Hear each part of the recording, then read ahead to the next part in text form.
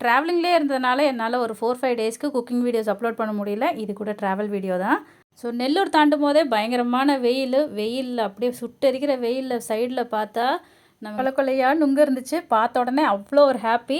நிழலில் போட்டுட்டு காரை நாங்கள் இறங்கி இந்த மாதிரி சாப்பிடணுன்னு ஆசைப்பட்டோம். எப்போவுமே நுங்கு நார்மலாக நம்ம வாங்கி சாப்பிடுவோம். இது இந்த வாட்டி இந்த மாதிரி ட்ரை பண்ணலாம் அப்படின்ட்டு இந்த மாதிரி மட்டையோடையே வாங்கி சரி ஒன்று வாங்கி ட்ரை பண்ணலான்னு பார்த்தோம். அதுக்கப்புறம் 5, 6ன்னு வாங்கி நாங்கள் சாப்பிட ஆரம்பிச்சிட்டோம். இது ஒரு புதுமையான ஒரு எக்ஸ்பீரியன்ஸ் தான். எங்களுக்கு ரொம்ப பிடிச்சிருந்தது. ஸோ சுட்டெரிக்கிற வெயிலில் இந்த மாதிரி ஒரு குழுன்னு ஒரு நுங்கு கிடைக்கும் போது யார் தாங்க வேணான்னு சொல்லுவோம். அதுவும் ட்ராவல் பண்ணுறவங்களுக்கு இதை விட ஒரு வரப்பிரசாதம் இருக்கவே இருக்காது. இங்கே பாருங்கள், இது இப்படி தான் சாப்பிட்ணுன்னு என் ஹஸ்பண்ட் எனக்கு சொல்லி கொடுத்தாங்க. ஸோ அதுக்கப்புறம் தான் நாங்கள்லாம் சாப்பிட ஆரம்பித்தோம். ரொம்ப நல்லா இருந்தது. ஒரு புதுமையான ஒரு எக்ஸ்பீரியன்ஸ் எங்களுக்கு. கண்டிப்பாக வெயிலில் நீங்கள்லாம் போகிறீங்கன்னா கண்டிப்பாக இந்த மாதிரி நுங்கோ இல்லை இளநியோ கன்சியூம் பண்ணுறதுக்கு மறந்துடாதீங்க. ஹைட்ரேட்டடாக இருங்க. ஏன்னா வெயில் ரொம்ப பயங்கரமாக இருக்குது. நேற்று ட்ராவல் பண்ணி வைசாக் வரத்துக்குள்ளே ஒரு வழி ஆகிட்டோம்.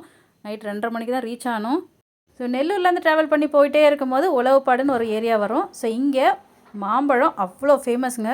அதுவும் பங்கனப்பள்ளிலாம் சொல்லவே வேண்டாம், ரொம்ப அருமையாக இருக்கும். பாருங்கள், இந்த லைன் ஃபுல்லாகவே மாம்பழம் தான் விற்பாங்க. என்ன வெரைட்டி வேணுமோ அந்த வெரைட்டி இருக்கும். பட் அல்ஃபோன்ஸா, மல்கோவா இந்த வெரைட்டிஸ்லாம் இங்கே கிடைக்காது. நம்ம நார்மலாக நம்ம சவுத் இண்டியன் வெரைட்டிஸ், அதுவும் ஆந்திரா வெரைட்டிஸ் எல்லாமே இங்கே கிடைக்கும். நான் வந்து 2 கிலோ ரசம் மாம்பழமும் 4 கிலோ பங்கனப்பள்ளி வாங்கியிருக்கேன். 4 கிலோவுக்கு 6 தாங்க நின்றுச்சு. அப்போ யோசிச்சு பாருங்கள் எவ்வளோ வெயிட் இருக்கும்னு. ஒன்று அவ்வளோ பெருசு.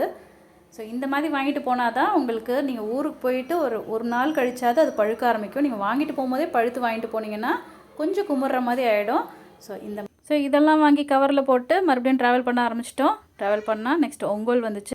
ஸோ ஒங்கோலில் தான் நாங்கள் லஞ்ச் சாப்பிட்லாம் அப்படின்ட்டு அங்கே நிறுத்தினோம். அங்கே இஸ்மாயில் பிரியாணின்னு சொல்லிட்டு ரொம்ப ஃபேமஸ்ன்னு சொன்னாங்க.